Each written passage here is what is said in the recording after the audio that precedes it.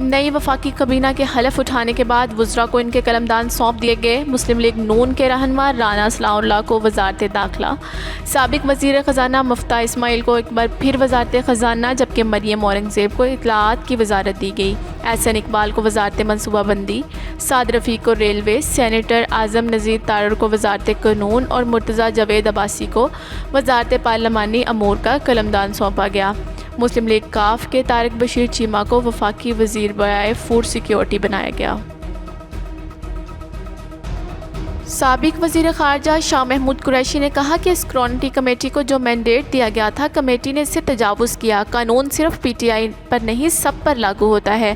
ہم نے سب کچھ سب کے سامنے رکھ دیا ہے، لیکن دیگر سیاسی جماعتوں سے کون پوچھے گا؟ ہماری اسکروٹنی ہو رہی ہے، ہمیں اعتراض نہیں، لیکن دیگر جماعتوں کی بھی اسکروٹنی ہونی چاہیے اور انہیں بھی اسی پیمانے پر رکھا جائے جس پر ہمیں رکھا جا رہا ہے۔ قانون سب پر لاگو ہے، صرف تحریک انصاف پر نہیں۔ ہمارا دامن صاف ہے، ہم نے لوگوں کی مدد سے وسائل جمع کیے ہیں، ہم نے خزانے کو نہیں لوٹا۔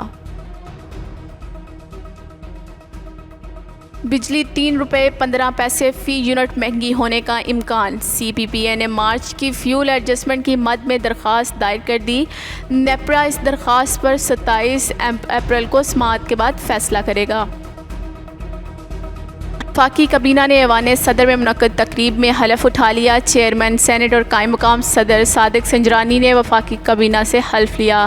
ڈاکٹر عارف علوی کی جانب سے نئی کابینہ سے حلف لینے سے معذرت کے بعد چیئرمین سینیٹ اور قائم مقام صدر صادق سنجرانی نے نئی کابینہ کا حلف لیا ہے۔ وفاقی کابینہ میں 30 وزراء، 4 وزرائے مملکت اور 3 مشیر شامل ہیں۔ لاہور ہائی کورٹ میں وزیر اعلیٰ پنجاب کی حلف برداری کے لیے حمزہ شہباز کی جانب سے درخواست دائر کی گئی۔ درخواست میں چیف سیکرٹری پنجاب اور گورنر پنجاب کو فریق بنایا گیا۔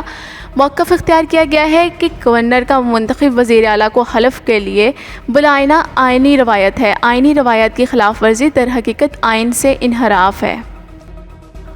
پاکستان مسلم لیگ نون کی نائب صدر مریم نواز نے سابق وزیر اعظم عمران خان کے توشہ خانہ کے تحائف سے متعلق رد عمل کا اظہار کیا۔ ان کا کہنا ہے کہ تمہارا تحفہ تمہاری مرضی نہیں، بلکہ تحفے بھی ریاست کے اور مرضی بھی ریاست کی۔ اب تمہاری دھونس نہیں چلیں گی، آنکھیں کھول لو، تمہاری جعلی حکومت اور تمہارا مستقبل دونوں ختم، اور حساب تو دینا پڑے گا۔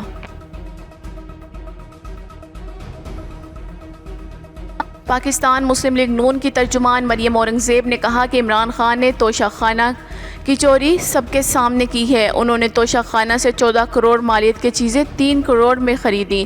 پریس کانفرنس میں انہوں نے کہا کہ فون فنڈنگ کیس کا فیصلہ 30 دن میں کرنے کا حکم دیا۔ ممنوعہ فنڈنگ کسی نے لی ہے تو پارٹی اور چیئرمین کو بھی سزا ملے گی۔ انہوں نے کہا کہ اسٹیٹ بینک کے مطابق 16 اکاؤنٹس میں بھارتی شہری رومیٹا شیٹی کے اکاؤنٹ سے پیسے آئے۔ برطانیہ، Bharat, Finland, Norway, Canada سے تحریک انصاف کو پیسے آئے۔ 349 کمپنیوں اور 88 انفرادی لوگوں کے بھیجے گئے پیسے ڈکلیئر نہیں کیے گئے۔ سپریم کورٹ کے جسٹس قاضی فائز عیسیٰ کے خلاف ریفرنس کے معاملے پر 2 سابق وزراء آمنے سامنے آ گئے۔ ڈاکٹر فروغ نسیم کا کہنا ہے کہ عمران خان کے خلاف بات نہیں ہے، لیکن حقائق سامنے لانا چاہتا ہوں۔ قاضی فائز معاملے کی سمری بھیجنا حساس تھا، اس لیے ہر پہلو کو دیکھا گیا۔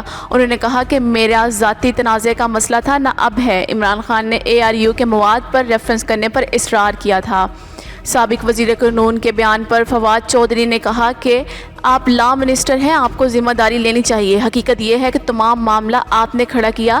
میں نے کابینہ میں کہا ججز کے خلاف ریفرنس بھیجنا حکومت کا کام نہیں، اگر الزامات کے ثبوت ہیں تو بار خصوصی ریفرنس کر لے، لیکن آپ کے اصرار پر ریفرنس بھیجا گیا۔